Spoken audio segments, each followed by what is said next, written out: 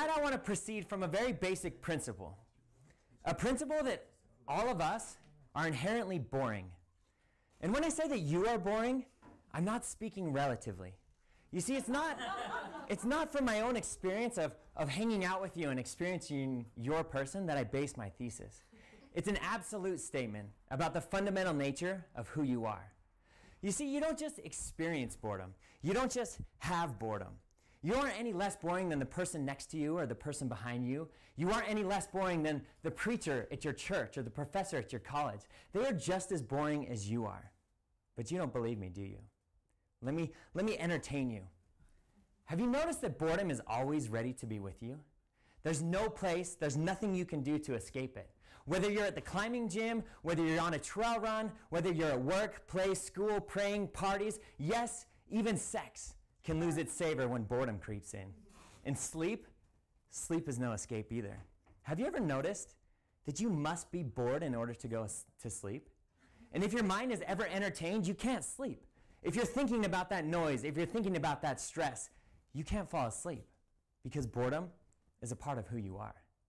So don't be too sad unless that sadness removes you from a state of boredom. Because it's better to be sad than it is to be bored. Unless you're so bored of your sadness that it can't occupy your mind. And then all of a sudden, sadness can't even entertain you. I don't know whether to be bored or to be sad. Either or, perhaps it doesn't matter. You know what? Boredom is a principle of motion. It was said of ancient Rome that it survived off bread and games, and when the games stopped, Rome fell under the weight of its own boredom. Turn off the lights on any major metropolitan city, and what will happen? Boredom will ignite the city in chaos and flame. One philosopher, in trying to understand human nature, said, "Men will either choose business or they will choose war. We will not accept boredom." Boredom is a fundamental principle of motion. We act because we are bored. We move because we are bored. We are interested in life because we are bored. We are interested when we wake up in the morning and we see the frost that grew on the front of our cars. It grew overnight like white metallic fungus in crystalline patterns and shapes that are uncalculable and unpredictable. We are interested in the binding of a best-selling novel printed in 1982, whose smell is familiar only to those who have browsed the 50-cent section of the used bookstore. We are interested in the single bead of sweat hanging precariously off the nose of a man whose name we do not care to understand. It started by his black, too bushy of eyebrows to be attractive, and rolled down the extension of his face. When will that bead of sweat drop? I do not know. But until it does, I am wholly captivated by it. Yes, boredom is a principle of infinite momentum. But because such, it is infinitely repulsive. You see, idleness is not the root of all evil. Whoever told you that is wrong. Boredom is the root of all evil. Idleness is the 5-year-old child to the mastermind of boredom. And anyone who has worked with children knows this. Anyone who has worked with children sees that when children are having a good time, they're always good. But the moment that children start to become unmanageable, it's because they're beginning to be bored. So you must remember this, because when selecting a babysitter or a mate who is going to help watch your children, you must remember that even if she is sober, trustworthy, good-natured, even if she goes to church regularly, if she does not have the capacity to entertain, we must fire her.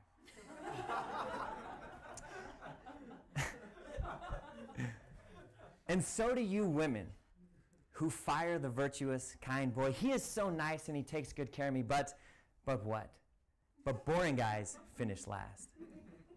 Kitty Fane, in W. Somerset Maugham's book, The Painted Veil, mockingly said, as if a woman ever fell in love with a man for his virtue. We love for entertainment. She loved to escape her boredom. You see, I told you, boredom is a fundamental part of who you are and why you make decisions. So this dialogue that I just shared with you is actually from this book. It's called Either Or by Soren Kierkegaard. And so I kind of made like a theatrical adaptation of it. The book was written in 1843, and he makes some really interesting statements about boredom. But I want to shift gears. I want to shift gears away from a philosophical view of boredom and I want to move into a psychological view of boredom, and then I'm going to end with a very practical, positive view of boredom. So I want you to think about your experience of being bored. It's something that all of us can relate to. And when I start to think about boredom, I start to ask myself certain questions. What is boredom? And why do we become bored? And what happens to us if we're bored for a long period of time, over a lifetime? What is boredom going to do to us? I'm not the only one who asked this question. John Eastman, a professor at York University in Toronto, had the same question. And so he did what all good psychologists do. He started experimenting on people. So what he did is he brought them in and he played for them a very boring video about fish farm management techniques. And if you're really lucky, you would see the one about men quietly hanging their laundry outside. He sat them down, he pressed play, and he began to watch. And he began to watch, and he began to study them. And then he realized that he was watching people watching the most boring video of their life about fish farm management techniques.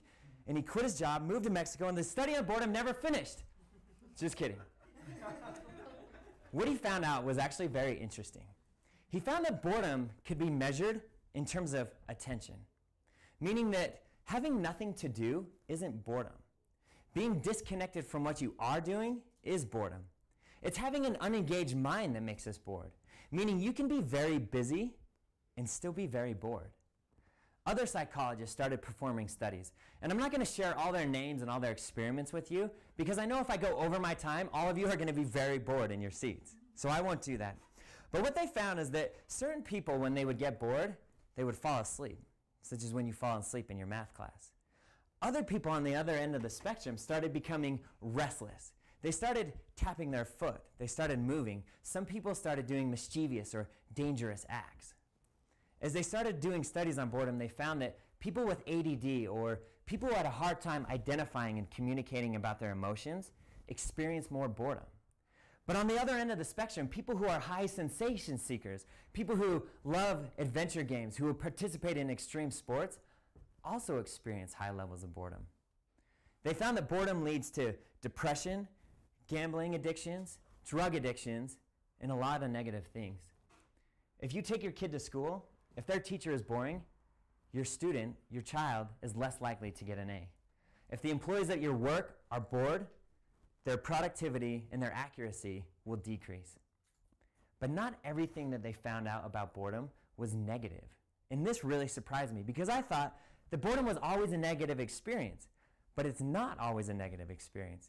You see, they started to study poets and scientists and artists and people known for their creative success. And when they interviewed these people and when they started watching them, they found out that these people who experienced deep states of boredom were able to draw out creativity from it.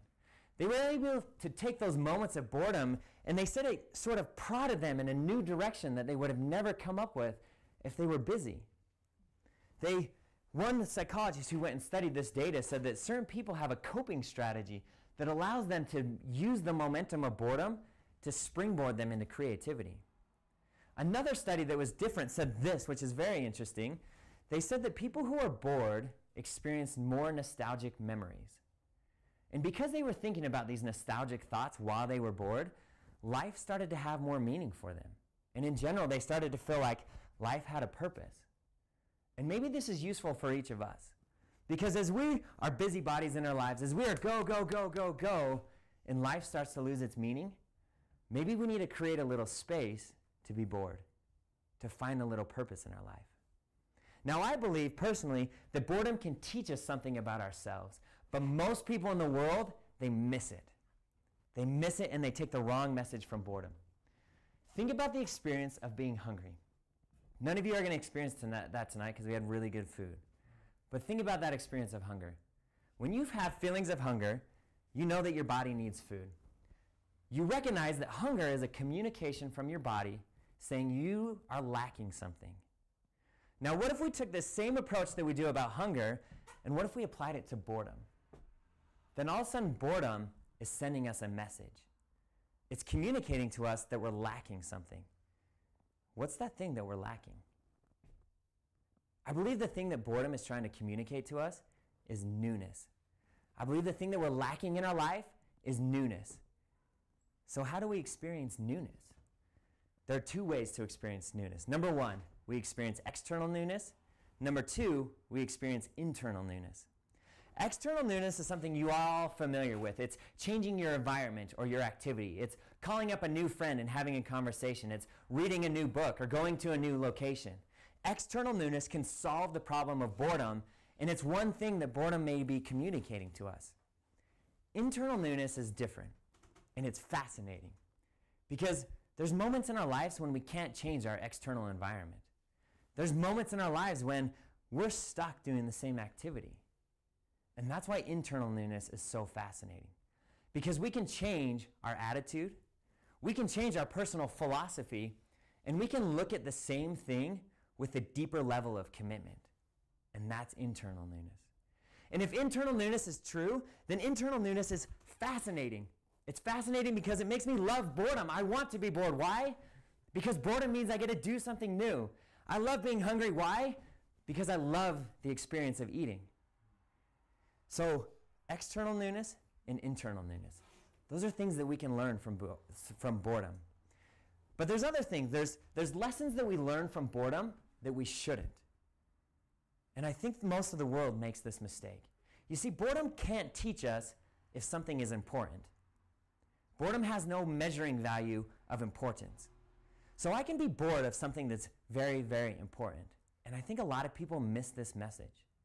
I think a lot of people who have a correlation between boredom and depression are taking the wrong message from boredom. If you're at home alone on a Friday night and you're bored, if you're bored in life in general, then we might have a tendency to start thinking that we're less important to the world, to our family, to our community, that our life is less important. But we're taking the wrong message from boredom because boredom doesn't communicate whether something's important or not. The second thing that boredom doesn't teach us about and that it can't teach us about is about value. You see, we tend to think that things that are valuable should be inherently interesting, but that's not true. Because things that are valuable, we can still be bored with. And I believe the majority of people make this mistake, especially when they're dealing with people. If I was to meet someone for the first time and they were boring and I wasn't entertained by what they looked like and how they presented themselves, then my value about that person is going to change. And the way that I can measure this is by the amount of attention and the amount of attention and the amount of memory I give to that person. If you meet two people and one of them's entertaining and one of them's boring, one of them's funny and one of them's not funny, you are going to give more memory and more attention to that person because you're taking the wrong message from boredom. But I don't want you to do that. Because people who present themselves boring, because ideas and books and information and knowledge that is really valuable, it might not be entertaining at first. I tell you this because I don't want you to miss out on the message that could save your community, that could save your business, that could save your relationship, or that can even save yourself because it wasn't presented to you in an entertaining and fashionable way. Boredom cannot teach us if something is important. It cannot teach us if something is valuable. So I want to leave you all with a challenge. Let other people live lives of unconscious boredom, but not you.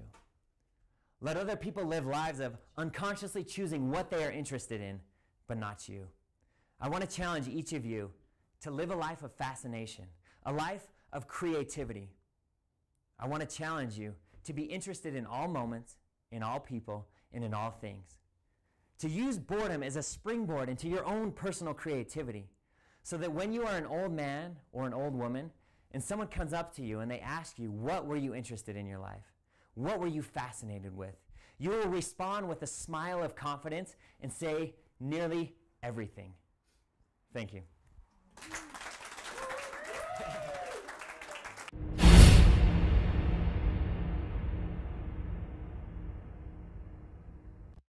Just kidding. No, thank you all for being out here.